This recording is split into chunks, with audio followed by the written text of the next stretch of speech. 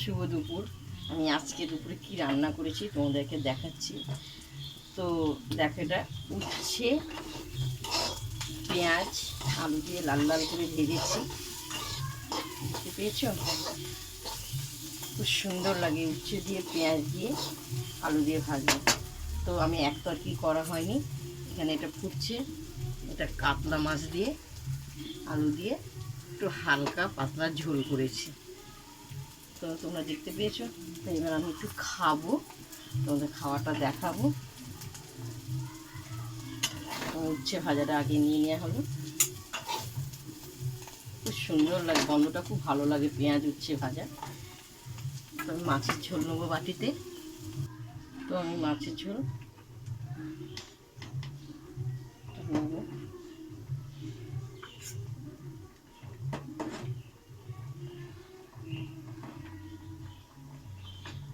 তো মাছের ঝোল একটা প্লেটে নেওয়া হলো, এবার আমি খেতে বসবো।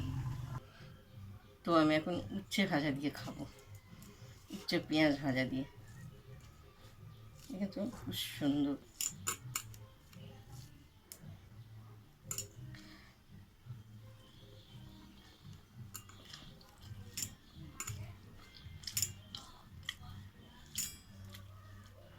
তোমার পেঁয়াজ দিয়ে উচ্ছে আলু ভাজা করো, কিন্তু আমি করি, ভালো লাগে।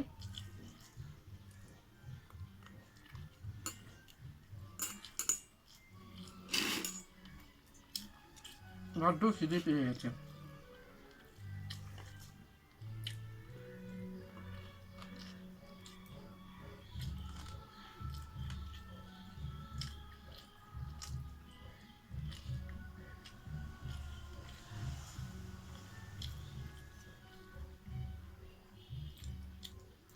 মাছের তরকারিটা নেওয়া হলো।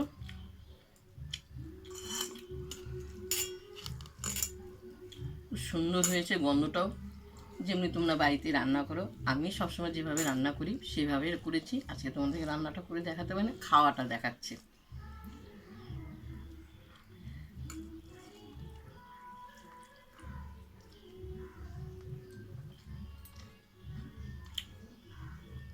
অপূর্ব অপূর্ব।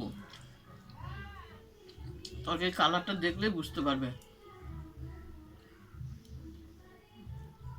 বলে দেখতে সুন্দর হলে তরকারি খেতে ভালো লাগে।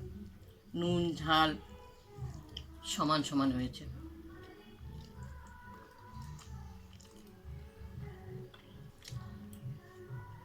যা হোক, আজকে দুপুরবেলা আমি এই খাবার তৈরি করেছি, তোমাদেরকে দেখালাম, খেয়েও দেখালাম।